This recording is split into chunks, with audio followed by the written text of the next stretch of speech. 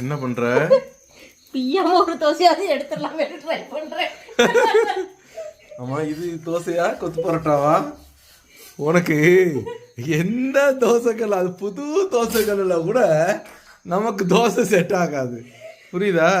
உங்க தலையெழுத்து தோசையை பிச்சுதான் திங்கணும். அது பிச்சுதான் திம்போம். நம்ம தலையெழுத்து கொத்தி போட்ட இந்த தோசை வேணும்னு இருந்தாக்கா அதை யாராலையும் மாத்த முடியாதுங்க. ரொம்ப நேரமா ட்ரை பண்றேங்க.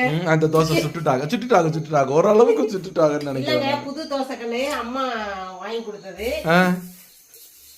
என்ன இது? என்னது தோசை? என்ன தடவுறது? மோர் கரண்டில குத்தி. இதெல்லாம் உலகத்துல எங்கெங்க இருக்க வேண்டிய அறிவாளிகள் எல்லாம் ஒண்ணு சேர்ந்து சாந்தா விட்டு இருக்கிறாங்க. அதுதான் உண்மை. கையும் சுடாது, நமக்கு புடிச்சுக்க ஈஸியா இருக்குல்ல. மோர் கடையை மட்டும் யூஸ் ஆகாதுங்க, எல்லாத்துக்கும் யூஸ் ஆகுது. ஆமா ஆமா ஆமா ஆமா. வெங்காயத்தை வச்சு சுடுறேன். இன்னைக்குதான் முத சுட்டுருக்கீங்க தோசை. ஃபர்ஸ்ட் தோசை வந்து பிஞ்சிருச்சு. தோசைன்னு சொல்லாத, ஃபர்ஸ்ட் ஊத்துற மாவை அப்படியே வரட்டி எடுத்துட்டேன். ரெண்டாவது தோசை ஊத்தி கொஞ்சம் தோசை மாதிரி சுட்டிருக்கேன். இன்னும் மூணாவது எப்படி வரப்போதோ தெரியல.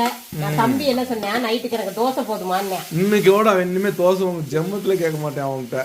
நம்ம அம்மா வீட்டுல நல்ல இந்த கல்லுல தான் சுட்டாங்க. தோசை நல்லா வந்துச்சு. புது கல்லுங்கிறனால அப்படி இருக்கும்னு நினைக்கிறேன். ஓகேங்களா?